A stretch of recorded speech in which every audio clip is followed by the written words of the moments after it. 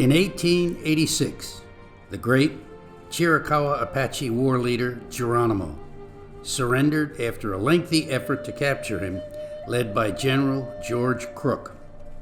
A total of 37 Apaches surrendered, 18 men, 13 women, and 6 children. They had been chased by 5,000 U.S. soldiers, virtually 1/4 of the country's standing army, 3,000 Mexican troops, and 1,000 civilian volunteers who were anxious for a piece of the reward money, 9,000 in all. After his initial capture, Geronimo escaped with 40 Apache.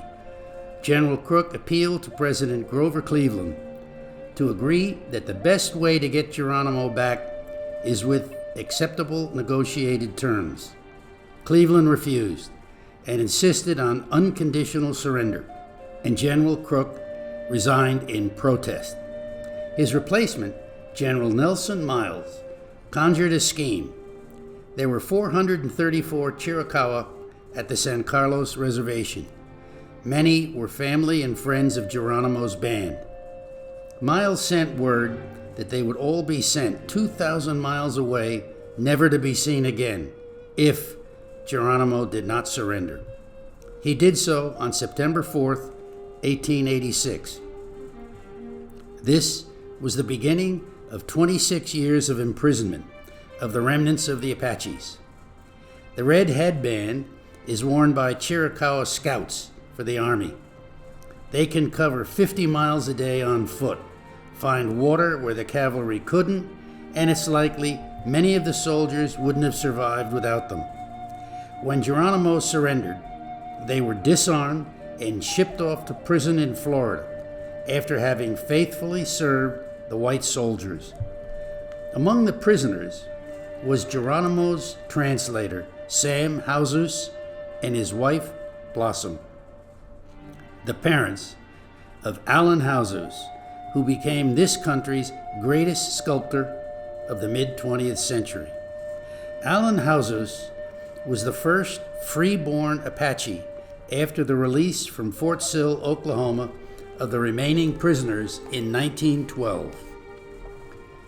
Allan's great-grandfather was the legendary chief Magnus Coloradus, and Geronimo his great-uncle. Allan Hauser, after he anglicized his name, became our country's premier sculptor of the 20th century, and indisputably the most influential and respected Native American artist, achieving global influence. In 1934, Hauser left the dusty farmlands of Apache, Oklahoma, to be among the first students to attend the new Santa Fe Indian School. 4 years later, in Los Angeles, he was exposed to the European modernists like Henry Moore and Brancusi, which would have a lasting effect on his life's work.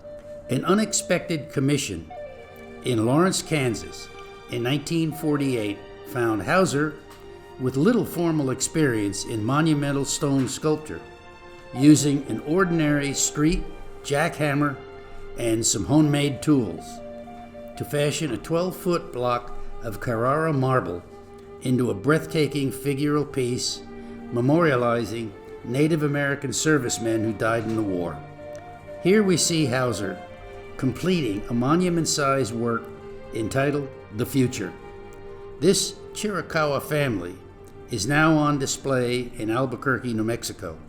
A large part of Hauser's work depicts the Apache. However, he explored images of other Indian tribes, frequently of the Plains Indians, as in this piece entitled Plains War Dance.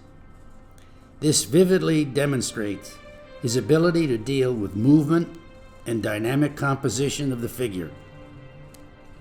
A central aspect to many of his compositions of southwestern tribes, like the Apache, is simplicity, flowing lines, and soft, rounded surfaces of blankets draped over the figures.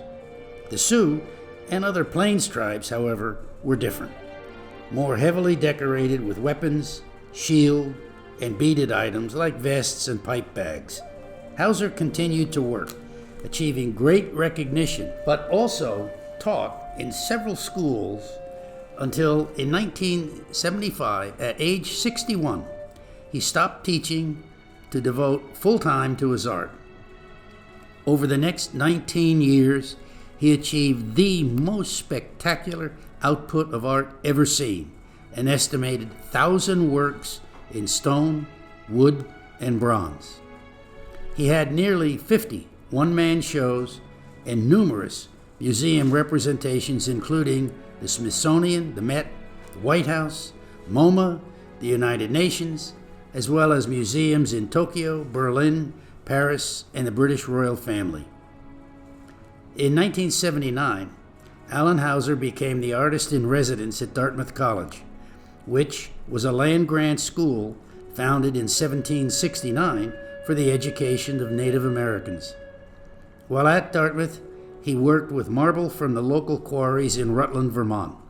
In 1992, President George Bush awarded Allan Hauser our nation's highest honor for the arts, the National Medal of the Arts. The singing of chants and songs play a significant role in Hauser's work. Many of his pieces depict a single figure, like this example, or groups of either men or women in song. This work, entitled Reminiscing, reflects his fond memories of his father's skill in telling stories of their people, which, he says, could bring the old ones to tears. Often his father alone, or with Blossom, his mother, would sing songs of the past. Most astounding and unprecedented, Hauser pursued realism and abstraction at the same time, interchangeably, and in both monumental and intimate scale. Here we see Hauser in his studio, working on a large example of pure abstraction, while a realistic figure is reclined in the foreground. All other sculptors work exclusively in either realism or abstraction, or they transition over time from one style to the other, but never producing ongoing works of both types throughout their career. Rarely has Hauser departed from themes of Apache daily life, spiritual rituals, family closeness, respect for nature, and the deep connection between mother and child. He has done so here in Ready for Battle. Conflict has always been part of Native American history, and Hauser has depicted a dramatic scene of an Apache at full gallop towards his enemy. We saw an image of Geronimo as a warrior, eluding all efforts to capture him. This is the leader of his people almost a quarter century later, towards the end of his captivity. Hauser wanted a life-size bust of legendary Geronimo, as he is remembered, a leader, battle-hardened, and strong. This is the clay model, as Hauser is completing. The finished bronze defiantly projects the qualities that Hauser wanted to achieve. This is how Geronimo will be remembered. In Allan Hauser's simple, understated modesty, he said his vision as a sculptor was to honor Native American culture and values, family, peace, and respect for animals and the natural world. My mother and father made me proud of who I am. I was always proud of them, the hardships they went through. I think a lot of it is that in the way the government and the Anglo people in the beginning had treated our Apaches. I think a lot of that is making who I am very important to me.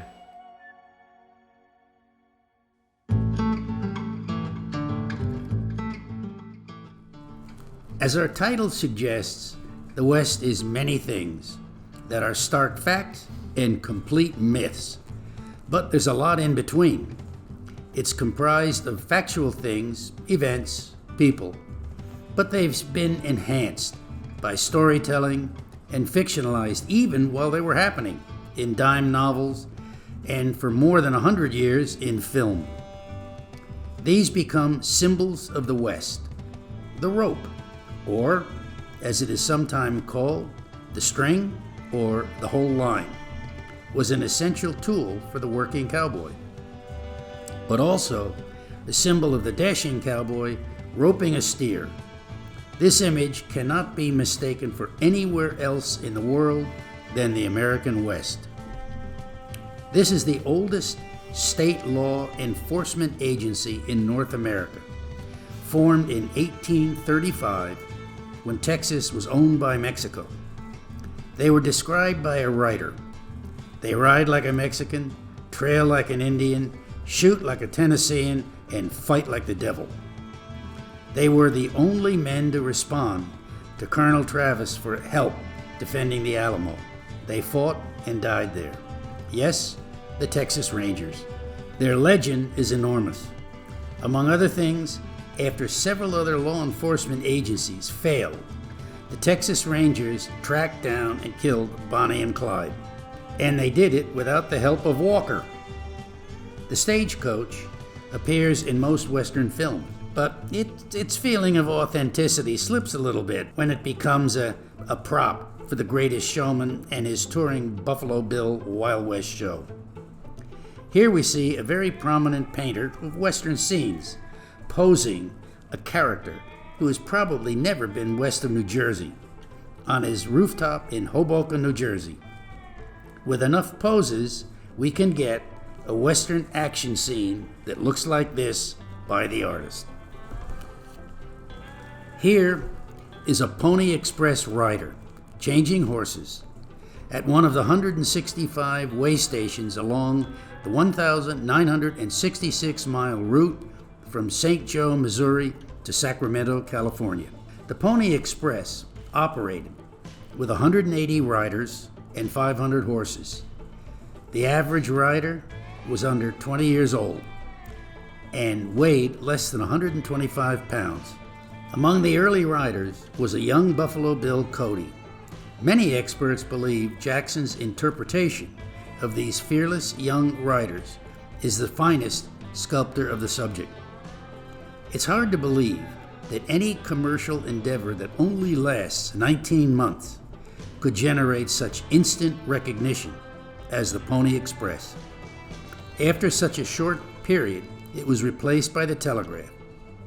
It is tempting to ask, well, how dangerous was it? Records show 4 died by Indians, 2 froze to death, and 1 got drunk, was arrested, and hanged.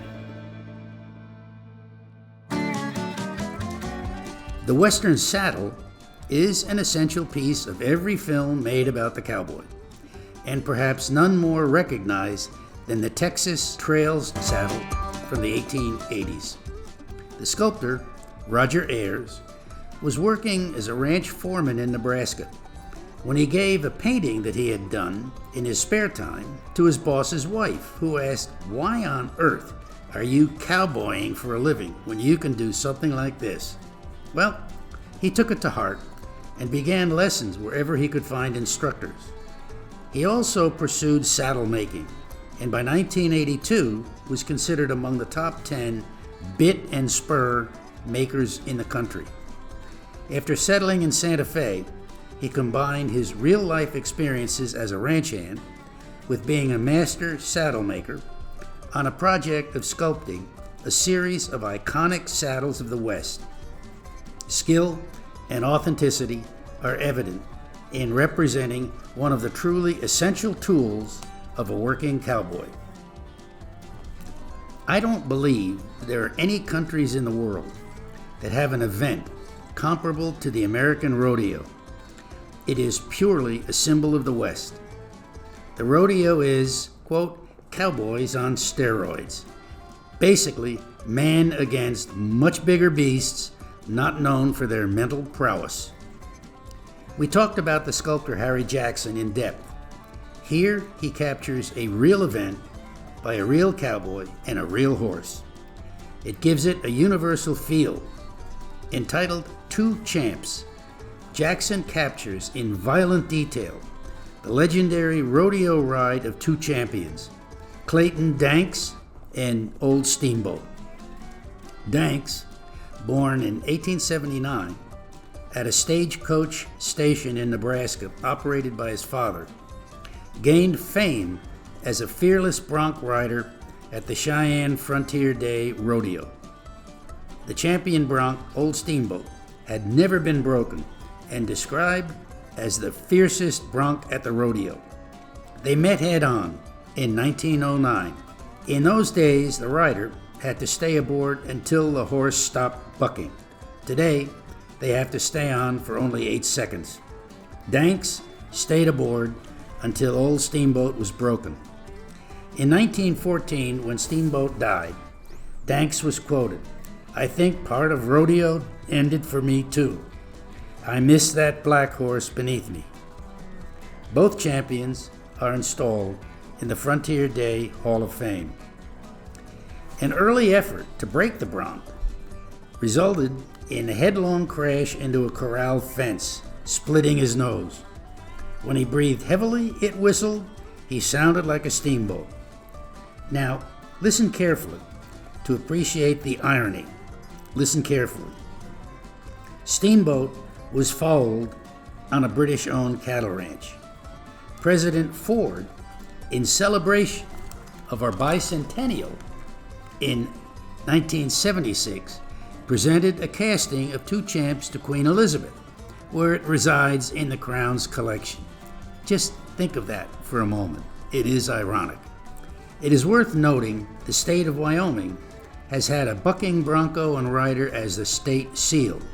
It's on their license plate, and it's the University of Wyoming's logo. It is Clayton Danks and Old Steamboat. The West was not settled by negotiation, treaty, handshakes, or charity. It took weapons, and some have become iconic symbols of the struggle. The legendary 1866 Yellow Boy, lever-action repeating rifle, is seen here in the hands of Jimmy Stewart in the film appropriately entitled Winchester. This was the first of many weapons to carry the name Winchester.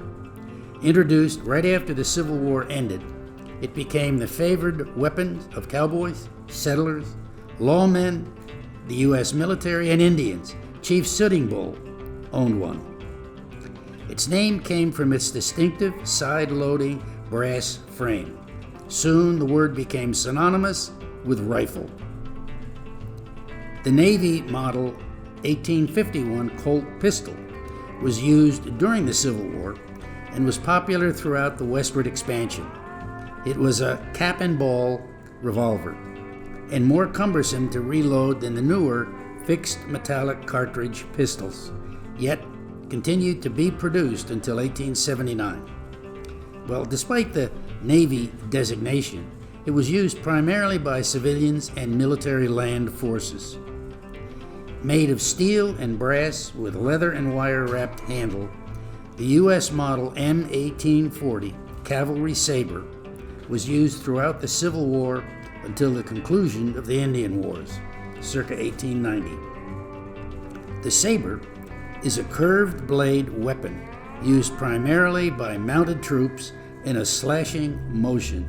It differs from a sword, which is a straight-edge blade for dueling. I don't want you to think I overlooked one of the most iconic symbols of the cowboy, immediately recognized throughout the world. His hat, sometimes called a 10-gallon hat, which I thought was an exaggeration until I saw this. There are simply no words for it. It seems like all representations of the West, history, literature, or film, always portray that magnificent animal, the horse, as winning the West. This view of the difficulty crossing mountains might question that a little bit. This image of the mountain mule was painted by one of the giants in Western art, Clark Hewlings, whom we'll be discussing in detail in another segment. Now, who knows the difference between a donkey and a mule? If you lived back then, you would. The donkey is a distinct species of animals, as is the horse. The mule is not. It is a hybrid, a cross between a female horse and a male donkey. To clarify, a burro is simply a domesticated donkey. Now, let's compare mules to horses. Mules can carry more weight, have more endurance, eat rougher, less demanding food, live twice as long, have a much longer work span of life, have better balance and can walk where horses can't, have a tougher coat, easier to maintain, generally don't need to be shod, can be ridden like a horse, and much easier to maintain. Well, there's a pattern here. The mule wins everything except speed. The mule tops out at half the speed of the horse. So, if you're robbing a bank, running from a posse, or being chased by Indians, the horse wins out. Maybe there's a reason why Festus on Gunsmoke rode a mule. Or was it a donkey? I'm confused. A brand new cereal, just Odyssey, America's favorite home video game. With all that big Chevrolet room and wide comfort high seats. Gunsmoke, starring James Arness as Matt Dillon. I suppose nothing is more recognizable symbol of a cowboy than the cowboy himself. And no cowboy imagery has lasted longer than Gunsmoke. 70 years and still going. 3 years on radio, 1951 to 1953. 20 years on TV, from 1955 to 1975. And reruns, going on strong till right now. The continuing presence has always been the stalwart hero, Matt Dillon. I think a big draw to viewership was always, will Kitty ever marry Matt? She tried everything. Yes, that's Kitty in the bathtub. In case you're waiting, it's kind of unlikely. Every member of the original cast has now passed away. If the real cowboy is the most universally recognized symbol of the cowboy, then this remarkable turn-of-the-century photo says it all. Considered by many experts as the finest of its type. It is exquisite. The wild part of the Wild West was a major contributor to its appeal. Scenes like this supposedly happened on a regular basis. There were towns well known for being on the wild side. Deadwood, Tombstone, etc. There often was a touch of gallows humor. This headstone is in the Tombstone Boot Hill. Here lies Lester Moore, floor slugs from a .44. No less, no more. But this may surpass them all. Holding the shotgun is the notorious train, bank, and stagecoach outlaw, Big Nose George. Born with a monstrous curved nose, his last name, ironically, was Parrott. Finally arrested, tried, and convicted for murder, and sentenced to hang in the town of Rawlins, Wyoming. He attempted an escape by knocking the sheriff unconscious, but this was foiled by the sheriff's wife, a very tough lady. The town's people formed a lynch mob, and the first effort to hang him failed. The rope was too long and he hit the ground. The second effort succeeded in slowly choking him to death, but the noose was incorrectly placed and tore off both his ears. The town doctor, Dr. Osborne, took possession of the earless body to examine his brain and sawed off the top of his skull and used it for an ashtray. In a stroke of genius, he stripped the skin off his chest, back, and thighs and sent it to a tanner and had a pair of shoes made from it. The shoes were displayed in the town bank window until in 1893, Doc Osborne was elected governor of Wyoming and proudly wore the shoes to his inaugural ball. Apparently two-toned, way ahead of its fashion trends, they, along with other notable artifacts like his earless death mask, are prominently on display in the Carbon County Museum and are a very popular attraction. It's all real, and I'll bet 20 years of scripts on Gunsmoke never produced anything like this. Did the West have characters? Right at the top of the list is Judge Roy Bean. Among the facts and myths, Roy Bean was a real killer, convicted of murder, arrested, and escaped. He was a failed businessman, a con man, stole from his brother, abandoned his children, was hanged, and the rope stretched and he hit the ground. A saloon keeper and questionably appointed Justice of the Peace. His saloon was his courthouse. Jurors were his best customers and obliged to drink during trial breaks.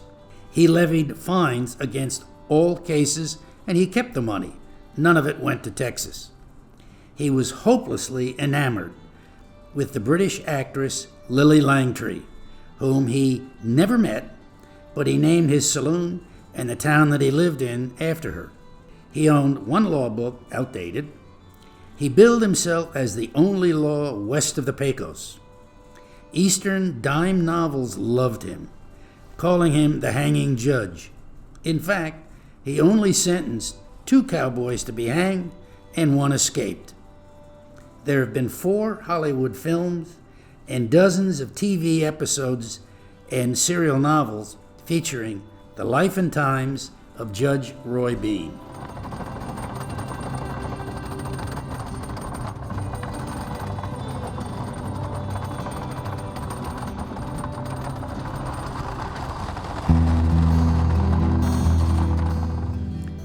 Native American symbols are equally as rich and instantly recognized. Possibly the most recognized is the chief's full-feathered headdress, or more accurately, war bonnet. They symbolize strength and bravery and are worn by the most powerful and influential members of the tribe. They were most prized when made of eagle feathers, each one earned by some act of bravery. This image is Chief Hollow Horn Bear, a Brule Sioux in full war bonnet. From age 16, he participated in many wars, including Little Bighorn. He became an active and influential spokesperson for the Plains tribes, with many trips to Washington and, seen here on the far right, in Teddy Roosevelt's inaugural parade. This large sculpture is entitled Eagle Chief and celebrates the war bonnet. The sculptor, Richard Greaves, lived on the Wind River Reservation in Wyoming since 1961. He grew up in St. Louis and was surrounded by the history and memorabilia of the Lewis and Clark expedition. He first visited the reservation at 15 years old and moved there permanently at 20. He bought a trading post, which he operated by day and sculpted at night. He stated in an interview, "As an artist, you can't know the Indian by weekend visits. You've got to live with them, you've got to love with them, you've got to hate with them." I've been doing artwork forever. Forever, that's what I do. A sculptor is different than a painter. A painter puts his image on an existing surface. A sculptor puts something in space that did not exist. Perhaps the complete image and symbol of the West and Native Americans is this figure of a Sioux chief posed with his horse, war bonnet, blanket wrap, and 1866 Winchester Yellowboy lever-action rifle that we discussed a moment ago. The artist, John Hauser, began in 1891 traveling for 6 months a year for the next 20 years, visiting tribes from New Mexico to the Dakotas.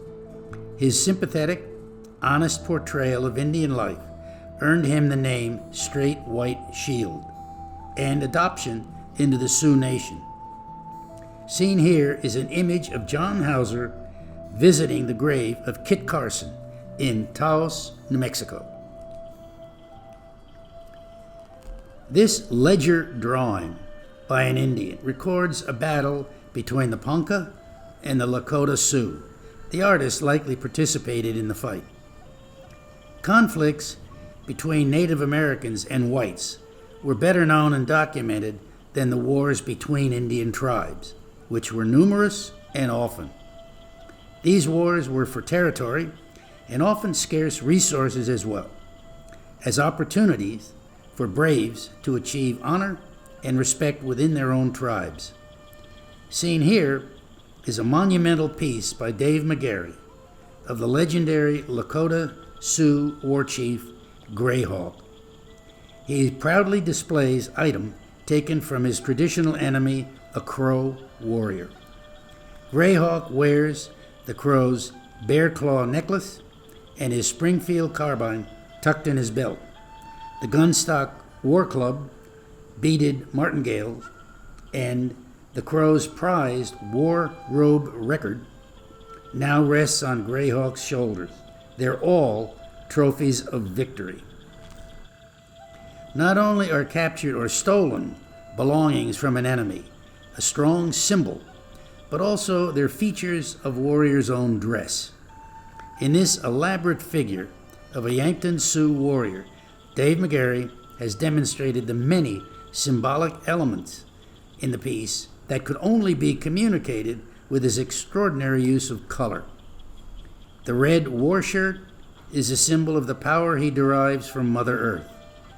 The Timberwolf war bonnet is a sign of prowess in battle, fringed with sacred eagle war feathers, which should never touch the ground. Perhaps his proudest possession is his Spencer rifle in the beaded case. His depth of feeling is suggested by his deadened black face, revealing a desire for revenge for some deed his enemy must have done in a previous encounter. The buffalo symbol represents a mystical relationship, a source of sustenance, a dangerous ritual, a mindless slaughter, and a near extinction miraculous recovery. The Plains Indians considered the buffalo a sacred animal and religious symbol. As part of the natural world, it was guaranteed to them by their creator. The buffalo was also a source of food, hide for teepees, utensils, shields, weapons, sinew for sewing garments, blankets for winter. The importance of the buffalo to Native Americans long predates the arrival of Europeans. Tribal stories tell of ancient times, before the horse, hunting the buffalo on foot. Hunting buffalo from horseback with just a bow and arrow or spear was necessary in order to sustain the tribe. Various tactics were employed, driving a herd in the direction of a cliff and forcing them over the edge. The women of the tribe would be at the bottom of the cliff to finish the kill and begin processing and skinning and salvaging all parts of the carcass. Another tactic was to disguise themselves as buffalo in order to get closer to the herd. The hunt was dangerous to both horse and rider, and often there were injuries. This image dramatizes the power of the buffalo. One of the hunters has been thrown from his horse and is under the buffalo. Tribal dances the night before, asking for a safe hunt, did not work in his favor. Things changed drastically after the Civil War. As settlers pushed west, the military built forts and railroads were built. All these men required meat to feed this swelling number of people. Back east, a demand grew for coats and robes from buffalo hides. Even buffalo tongues became a delicacy in fine restaurants. Quote, "Kill every buffalo you can. Every buffalo dead is an Indian gone." End of quote. The words of a general commanding forces on the plains. It became the Army's policy to encourage the slaughter of the buffalo to extinction as a way to rob the Indian of his food supply and eventually retreat back to reservations. By 1880, the demand brought buffalo hunters and skinners estimated at 5,000. With their long-range rifles, they could kill 250 buffalo a day. Not only were they slaughtered by hunters, but diseases from domestic cattle killed thousands. Seen here is an 1874 image of a buffalo hunter stripping the hide and leaving the rest to rot.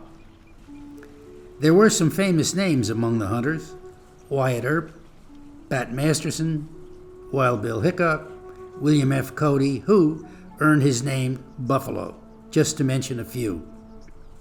To grasp the numbers, here's an image of a buffalo skull pile in 1872. Leavenworth, Kansas, became the center for processing buffalo. Seen here is a pile of 40,000 buffalo hides. By the late 1700s, it was estimated there were 60 million buffalo. 100 years later, 1890, there were 541 buffalo, headed for extinction. This sculpture is entitled "Now That the Buffalo's Gone," and represents the anger and despair the Native Americans felt seeing this occur right before their eyes. They would soon be dependent upon the father in Washington to feed and clothe them. Eventually, the government placed a number of buffalo in Yellowstone under the protection of a national park.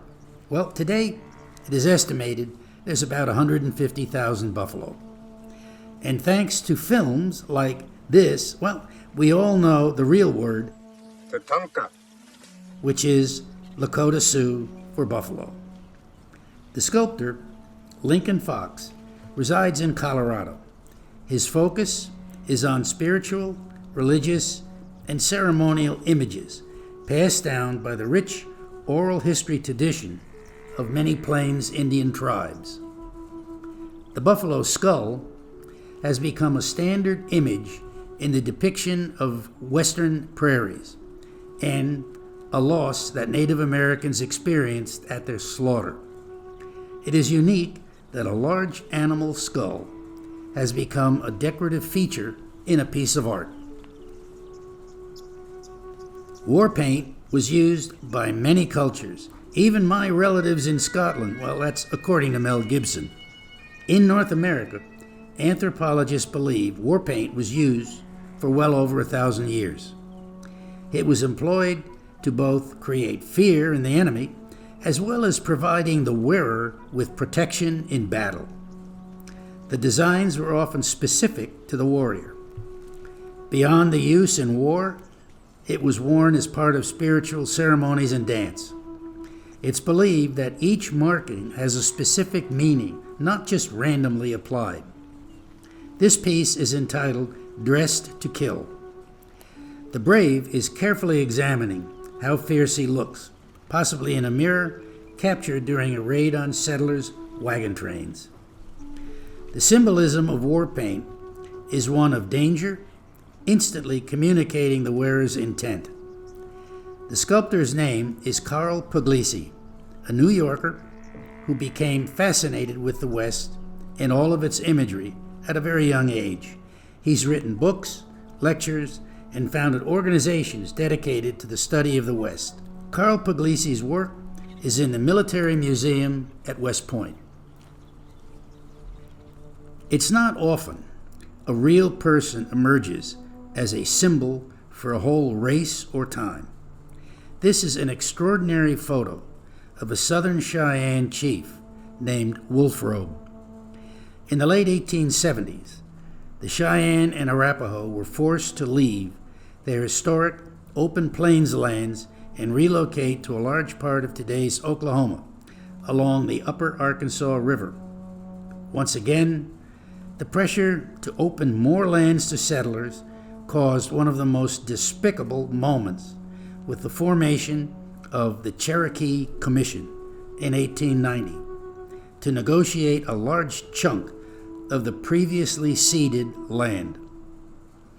It was a catastrophe of deceit, misunderstanding, and outright lies that ultimately took 12 million acres back. Wolfrobe served as a voice of reason and calm among the Cheyenne people. The making of a symbol began in 1898 when a well-respected photographer of the West, Frank Reinhardt, took a series of iconic photos of Wolfrobe. They were produced and sold throughout the East.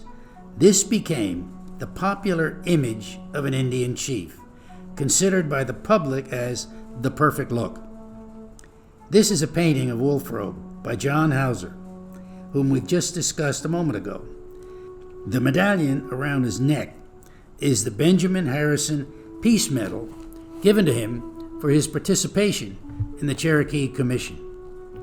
Hauser painted several other chiefs, Sitting Bull and Red Cloud among them. But no one else achieved what historians believe.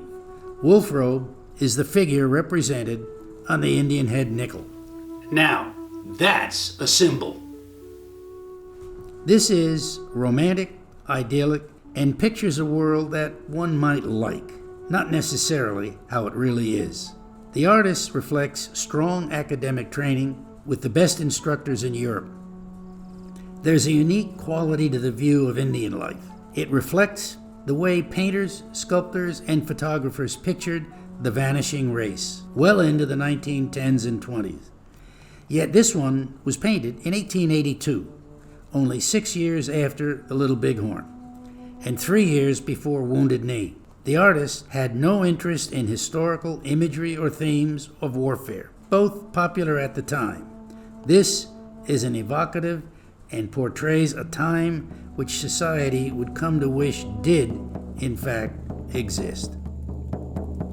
In 1855, an epic poem of fiction created a timeless, though somewhat dated, symbol of the Native American, Henry Wadsworth Longfellow's poem, The Song of Hiawatha. In 1891, it was reprinted and given visual life through close to 400 pen and ink drawings, illustrating virtually every page of the book. This was the biggest illustration assignment the great artist Frederick Remington undertook during his illustrious career as the finest artist of the West.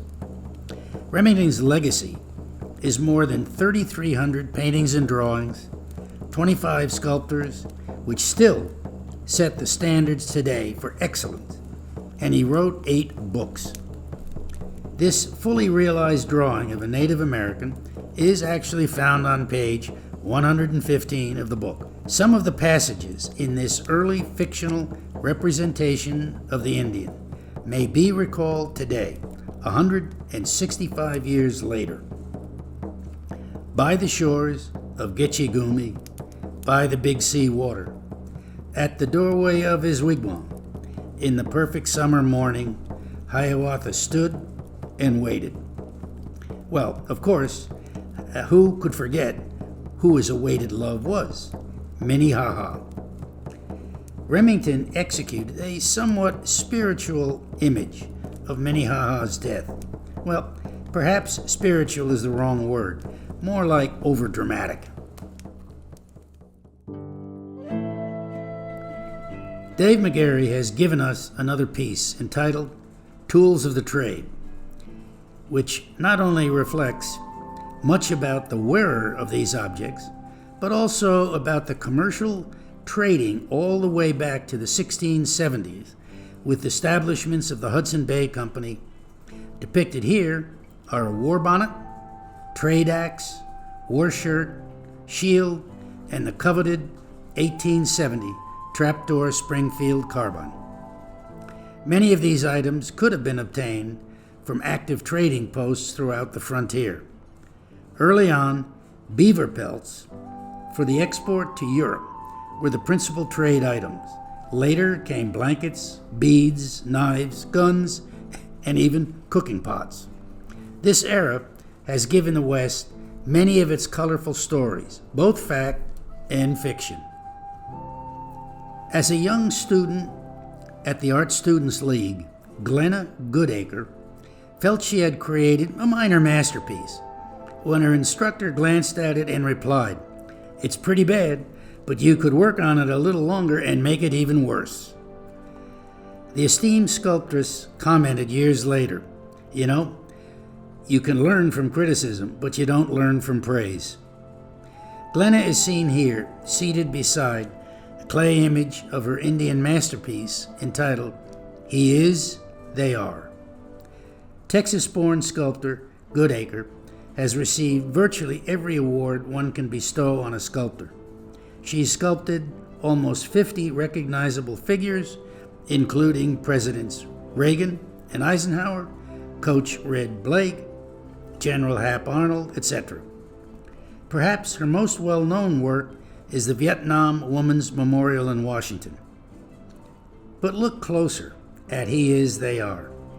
Seen here is an outdoor setting, reveals a beautiful figure, but a close examination of his face suggests melancholy, a forlorn expression, perhaps even a hint of resignation. This magnificent piece is a symbol of deeper meaning. His hands are tied behind his back, his head bowed. Glenna Goodacre's explanation was simple.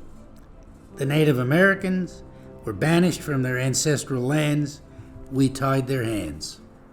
Most of sculpture is, I'm sure it is, of painting, any art, is thinking about it. You know, you do 90% of it in your head, and then you got it in your head, and then you can hardly wait to get to the clay to get it on to knock it out. I've been thinking about this piece for a long time. Many symbols emerge that communicated the end of an era, where the Indian roamed free and master of the lands he inhabited. Some, like this, were perhaps a bit more subtle, and maybe not initially intended to be viewed that way. Others, like this, entitled Song of the Wire, depicts the inevitable confrontation of advancing technology as the telegraph replaced the Pony Express, and listening, trying to make sense of it all. The final expression needs no explanation.